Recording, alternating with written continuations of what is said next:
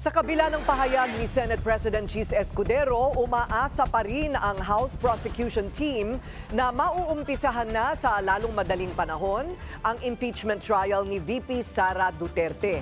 Yan ang agenda report ni Zandro Ochona.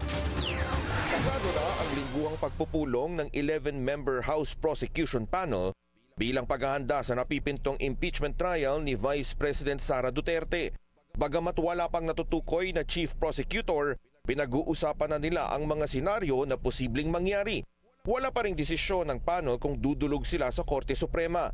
Pero sinabi ng isang miyembro na nais niya itong matalakay sa pagpupulong ngayong linggo. I submit to the wisdom of the entire prosecution team. No?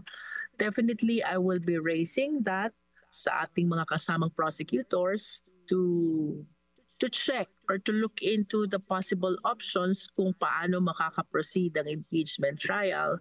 But we will see after our next meeting kung anong magiging position ng prosecution team. Layon din nilang malaman kung ano ang magiging suhestyon ng iba pang miyembro kaugnay dito. Umaasa pa rin siya na magbabago ang isip ng Senado para masimulan na ang paglilitis. I believe that there is no reason to stop. There is no reason to delay. So we are looking forward that the Senate will soon convene and we can push through with the impeachment trial. Ganito rin ang pananaw ng isa pang miyembro ng prosecution panel. Alam naman po natin, nakasaad po doon yung ginamit po ng ating konstitusyon, yung salitang shall at saka forthwith. Yung shall po, ibig sabihin po niyan ay mandatory. At yung forthwith po, ang ibig sabihin po niyan, immediately.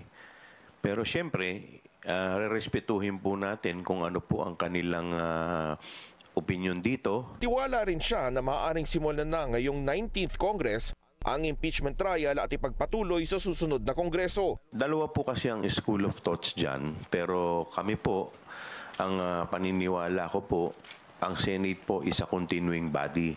Kaya po kahit po simulan ito sa 19th Congress, po pwede pa rin po itong ituloy sa 20th Congress. Sakali namang magbitiw ang pangalawang Pangulo, iginiit ni Chua na maaaring ituloy pa rin ang impeachment para mahatulan kung pagbabawalan pang makaupo sa kahit anong posisyon sa gobyerno si Duterte.